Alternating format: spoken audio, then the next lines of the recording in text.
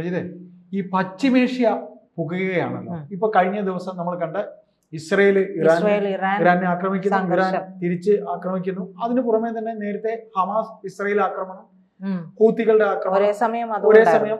അതുകൊണ്ട് ഇപ്പോഴും Hamas Israel ആക്രമണം നടക്കുന്നുണ്ട്, ഹൂത്തികളുടെ ആക്രമണം നടക്കുന്നുണ്ട്, അല്ലെ? ലെബനനുണ്ട്. ഇങ്ങനെ എല്ലാവരും കൂടെ ഇസ്രയേലിനെ അങ്ങ് വളഞ്ഞിട്ട് ആക്രമിക്കുകയാണ്. അതെ, അങ്ങനെയാണ് കാര്യങ്ങൾ. അതായത് 1970 തിരിച്ചടി നല്ല ഗംഭീരമായിട്ട് കൊടുക്കുന്നുണ്ട്. തിരിച്ചടി ഗംഭീരമായിട്ട് തന്നെയാണ്. അത് ഒന്ന് നോക്കേണ്ടത് ഈ ജൂതന്മാരെന്ന് പറയുമ്പോൾ അവരുടെ മനോബലമാണ്. ഏതാണ്ട് 8 കോടിയാണ് ഇറാനിലെ ജനസംഖ്യ എന്ന് പറയുന്നത്. വെറും 94 ലക്ഷമാണ് ഇസ്രായേലിലുള്ള ജനസംഖ്യ. ജൂതന്മാർ അത്രയേ ഉള്ളൂ. പക്ഷെ ഏറെ പീഡിപ്പിക്കപ്പെട്ട ഒരു ജനവിഭാഗമാണ്. ഹോളോകോസ്റ്റിന്റെ കഥയൊക്കെ നമുക്കറിയാം. അതെല്ലാം നടത്തിയ ഹിറ്റ്ലറുടെ ഹോളോകോസ്റ്റ് കഥയൊക്കെ നമുക്കറിയാം. അപ്പൊ ഇതെല്ലാം ഉണ്ട്. അപ്പൊ ഈ 1979 ഇസ്ലാമിക വിപ്ലവത്തിന് ശേഷമാണ് സത്യത്തിൽ പശ്ചിമേഷ്യ ഇങ്ങനെ പുകയാൻ തുടങ്ങിയത്. അപ്പോഴാണ് അവിടുത്തെ തന്നെ പശ്ചിമേഷ്യയിലെ തന്നെ പ്രധാന ശക്തികളായിട്ടുള്ള ഇസ്രയേലും ഇറാനും തമ്മിലുള്ള ശത്രുത രൂക്ഷമാകുന്നതും. അപ്പോൾ ഇതിനെല്ലാം പിന്നിൽ മതവും പ്രത്യയശാസ്ത്രവും ഭൗമരാഷ്ട്രീയവും തുടങ്ങി ഉള്ള ഒരുപാട് കാര്യങ്ങളൊക്കെ ഉണ്ട്. അതെല്ലാം അതിന് വളക്കൂറാവുകയും ചെയ്യുന്നുണ്ട്.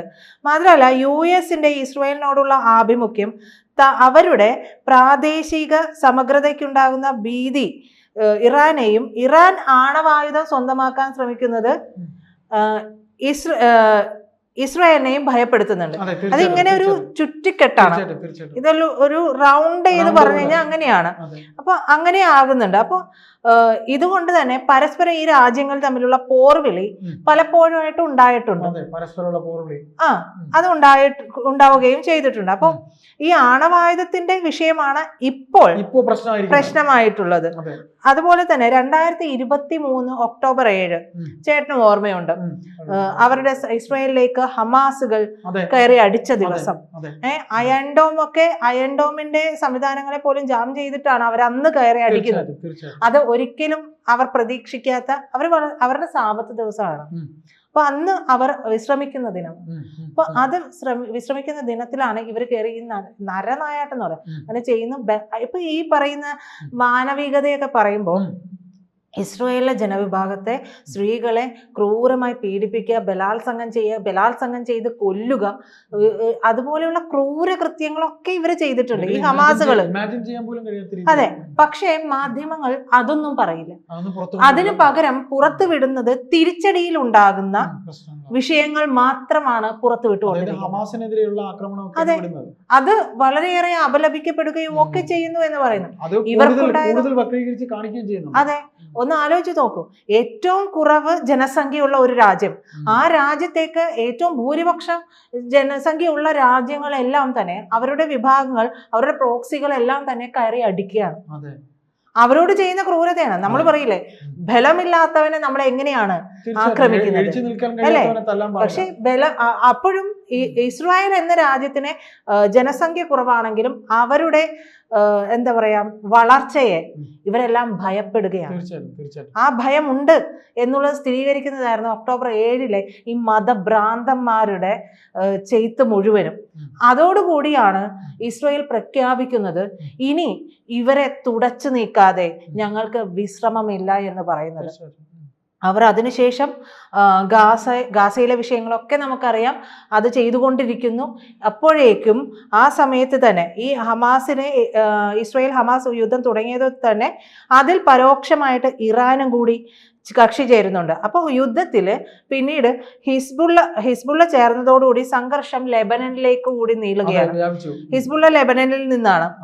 അപ്പോൾ അങ്ങോട്ടൊക്കെ കൂടി ഈ വിഷയം നീളുകയാണ്. ഹൂതികളുടെ പങ്ക് വന്നതോടുകൂടി യമനിലേക്കും പോയി. ഹൂതികൾ യമനിൽ നിന്ന്, ഹിസ്ബുള്ള ലെബനനിൽ നിന്ന്, ഇങ്ങനെ ചുറ്റും ശത്രുക്കളോട് അടിച്ചുകൊണ്ടിരിക്കുന്നു. അതൊരു കൊച്ചു രാജ്യം, അവരടിച്ചുകൊണ്ടിരിക്കുന്നു. അപ്പോൾ ഇതെല്ലാം തന്നെ സിറിയയിലെയും ഇറാഖിലെയും സായുധ സംഘങ്ങളെയും ഒക്കെ ഇസ്രായേലിനെതിരെ നിഴൽ യുദ്ധം നയിക്കാനായിട്ട് പ്രേരിപ്പിച്ചിട്ടുണ്ട്. ഈ നിഴൽ യുദ്ധം നടത്തുന്നതിനെ പറ്റി പറയുമ്പോഴും നിഴൽ യുദ്ധം എന്തുകൊണ്ടുണ്ടായി എന്നുള്ളത് പറയുന്നില്ല. അപ്പൊ ഈ പശ്ചിമേഷ്യയിലെ ഹിസ്ബുള്ള ലെബനനിലാണ്, ഗാസയിൽ ഹമാസ് ആണ്, യമനിൽ ഹൂതികളാണ്. അങ്ങനെയാണ്. അപ്പോൾ പശ്ചിമേഷ്യയിൽ ഇറാന്റെ പിന്തുണയോടുകൂടി ഇസ്രായേലിനെതിരെ നിലകൊള്ളുന്ന പ്രതിരോധ അച്ചുതണ്ട് സഖ്യത്തിലെ ഇവരൊക്കെ പറയുന്നത് നമ്മുടെ നാട്ടിലെ മാധ്യമങ്ങളൊക്കെ വരുന്നത് ഈ പറഞ്ഞ സംഘങ്ങളുണ്ട്, ഹൂതി, ഹമാസ്, ഇതൊക്കെ ഇസ്ലാമിക സംഘടനകളാണെന്നാണ്. ഈ ഇസ്ലാമിക സംഘടനയ്ക്ക് മുമ്പ് ഇടയിൽ ഒരു വാക്കുണ്ട്, തീവ്രവാദം. ആ തീവ്രവാദം എന്ന് പറയുന്ന വാക്കിനെ മറച്ചു വെച്ചുകൊണ്ടാണ് നമ്മുടെ നാട്ടിലെ ആളുകൾ ഈ വാർത്തകൾ എനിക്ക് മനസ്സിലായി. അതെ, ആ വാക്കിനെ മറച്ചു വെച്ചത് ചേട്ടൻ എടുത്ത് നമ്മുടെ മാധ്യമങ്ങളെയൊക്കെ വായിച്ചു നോക്കൂ. തീർച്ചയായിട്ടും ഇസ്ലാമിക സംഘടന, സായുധ സേനകൾ എല്ലാം അങ്ങനെയാണ്. സായുധ സേനകൾ, എന്ത് സായുധ സേന? എന്താണ് അവിടെ ചെയ്യുന്നത്? ഇവർ ചെയ്യുന്ന ഏതെങ്കിലും ഒരു സ്ഥലത്ത് ഗാസയിലെ ജനങ്ങൾ ഹമാസിനോട് പറയുന്നു, നിങ്ങളൊന്ന് ഒഴിഞ്ഞു പോകൂ, ഞങ്ങൾക്ക് സ്വസ്ഥമായി ജീവിക്കണം, വിഷയമുണ്ടാക്കുന്നത് ഇവരാണെന്ന് അവിടെയുള്ളവരുടെ തന്നെ സ്റ്റേറ്റ്മെന്റ്സ് വന്നിട്ടുണ്ട്. അതൊന്നും പക്ഷേ അതൊക്കെ മൂടി വെക്കും. ഹമാസ് എന്ന് പറയുന്ന ഒരു പട്ടാളമല്ലേ ശരിക്കും? ഗാസയിലെ കൂലിപ്പട്ടാളം എന്ന് വേണമെങ്കിൽ പറയാം. ഈ ഹമാസ് 1987 രൂപം കൊണ്ട പലസ്തീൻ അനുകൂല സായുധ സംഘടനയാണ്. ഇസ്രായേലിനെ തകർത്ത് പലസ്തീൻ ഭൂമികയിൽ ഇസ്ലാമിക രാഷ്ട്രം പടുത്തുയർത്തുക എന്നുള്ളതാണ്. അത് മറ്റൊരു വിഷയമാണ്. ഇതിനുള്ള സാഹചര്യം ഉണ്ടെന്നിരിക്കെ ഈ വിഷയം ഉണ്ടാക്കുന്നത് ഈ പറയുന്ന ഹമാസ് ആണ്. പലസ്തീനിലുള്ള പാവ ഭരണകൂടം അല്ല ഇവിടെ ശബ്ദിക്കുന്നത്. ഇവിടെ ശബ്ദിക്കുന്നത് ഹമാസ് ആണ്. പിന്നെ ഹിസ്ബുള്ള ലെബനിലുള്ള ഷിയ മുസ്ലിം വിഭാഗത്തെ പ്രതിനിധാനം ചെയ്യുന്നതാണ്.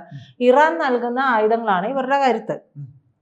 ഇറാൻ നൽകുന്ന ആയുധങ്ങളാണ്. പിന്നീടുള്ളത് ഹൂതികളാണ്. ഹൂതികൾ 1962 വരെ 1000 വർഷം വടക്കൻ യമൻ ഭരിച്ച മുസ്ലിം ന്യൂനപക്ഷ വിഭാഗമായിട്ടുള്ള ഷിയ സൈദി വിഭാഗത്തിലെ അംഗങ്ങളാണ്. ഈ ലെബനനിൽ ഹമാസിന് പിന്തുണ പ്രഖ്യാപിച്ച് ഇറാന്റെ പിന്തുണയുള്ള ലെബനീസ് സായുധ സംഘടനയായിട്ടുള്ള ഹിസ്ബുള്ള 2021 ഒക്ടോബർ മുതൽ ഇസ്രായേലിനെ ആക്രമിക്കുന്നുണ്ട്. തിരിച്ച് ഇസ്രായേൽ ആക്രമിക്കുന്നുണ്ട്. ഇങ്ങോട്ട് അടി കിട്ടിക്കഴിഞ്ഞാൽ ആരും വെറുതെ കൈയും കെട്ടി നോക്കിയിരിക്കില്ലല്ലോ. അപ്പൊ 2024 ഒക്ടോബറിൽ ഇത് യുദ്ധമായിട്ട് പരിണമിക്കുകയും ചെയ്യുന്നുണ്ട്. 2024 നവംബറിൽ വെടിനിർത്തൽ നിലവിൽ വന്നെങ്കിലും ഇടയ്ക്കിടെ ഈ പറയുന്ന ഹിസ്ബുള്ള വെടിവെച്ചുകൊണ്ടേയിരിക്കും. അപ്പോൾ ഇസ്രായേൽ തിരിച്ചടിക്കുകയും ചെയ്യും. പിന്നെ സിറിയയിലെ കാര്യം, സിറിയയിലെ ഗാസയിൽ യുദ്ധം തുടങ്ങിയ ശേഷം സിറിയയിലുള്ള ഹിസ്ബുള്ള കേന്ദ്രങ്ങളിലും ഇറാൻ അനുകൂല കേന്ദ്രങ്ങളിലും ഒക്കെ ഇസ്രായേൽ നടത്തിയ ആക്രമണങ്ങളുണ്ട്. അതിലൊക്കെ 400 മരണമുണ്ടായിരുന്നു. ഈ ഹിസ്ബുള്ളകളെയാണ് തിരിച്ചടിക്കുന്നത്.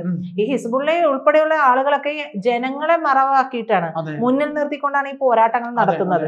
അപ്പോ അവിടെ മരണം ഇവരെ ഇല്ലാതെയാക്കിയേ പറ്റൂ. അവിടെ അടിക്കുമ്പോൾ സ്വാഭാവികമായിട്ടും ജനങ്ങൾ കൂടി മരിച്ചു ഉണ്ട് എന്നുള്ളത് തന്നെയാണ്. അതെ. പിന്നീട് വരുന്നത് യമനില് ഹമാസിന് പിന്തുണ പ്രഖ്യാപിച്ച് 2023 ഒക്ടോബർ മുതൽ യമനിലെ ഹൂതി വിമതർ ചെങ്കടലിലൂടെ പോകുന്ന സകല ചരക്ക് കപ്പലും ആക്രമിക്കും. ഇവരുടെ ഏരിയ ചെങ്കടലാണ്. അവിടെ നിന്ന് എല്ലാം കൊള്ളസംഘം പോലെയാണ്. അപ്പോൾ 100 എണ്ണം വരെ ഇതുവരെ ആക്രമിച്ചിട്ടുണ്ട് എന്നുള്ളതാണ് പറയുന്നത്. 2 എണ്ണം കടലിൽ മുക്കുകയും ചെയ്തിട്ടുണ്ട്.